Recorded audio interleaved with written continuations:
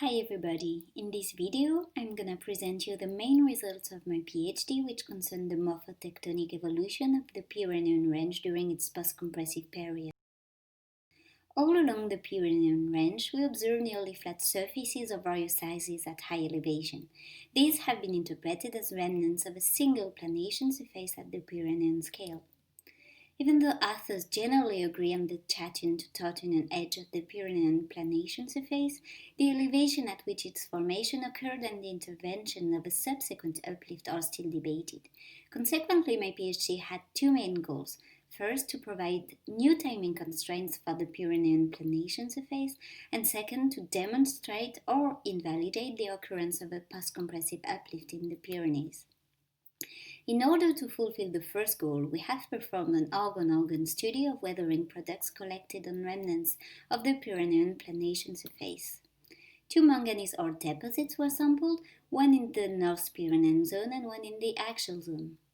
The organ-organ analysis of supergene manganese minerals have yielded two main periods of weathering in the Pyrenees: an absent to companion episode, which is probably a consequence of the immersion of the top of tilted blocks of the Iberian margin, and a Pleistocene episode. Surprisingly, our geonochrological study did not provide reliable ages for the Miocene epoch, which corresponds to the age of the planation surface and which was characterized by a subtropical climate prone to intense weathering.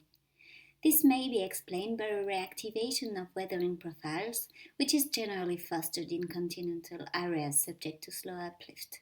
This leads us to the second study conducted in this PhD, and which consisted in a geomorphological analysis of the dismantling of the Pyrenean planation surface. In the eastern and central Pyrenees, previous authors have shown that the dismantling of the planation surface started during the Middle Miocene, and that it was realized by fluvial incision and normal faulting. However, such information did not exist in the Western Pyrenees. We filled this gap by realizing a DEM-assisted study of the fluvial incisions in the Aspe Valley. Correlation with sedimentary deposits in the western part of the Aquitaine Basin have allowed to provide time constraints. In the Aspe Valley, minor fluvial incisions started in the Longian and was followed by a phase of differential uplift of the axial zone compared to the North Pyrenean zone. The major uplift-related incision phase started in the Tortonian, which leads us to our third and last study, in which our purpose was to constrain the Middle Miocene to present the uplift in time and space and to identify its possible origins.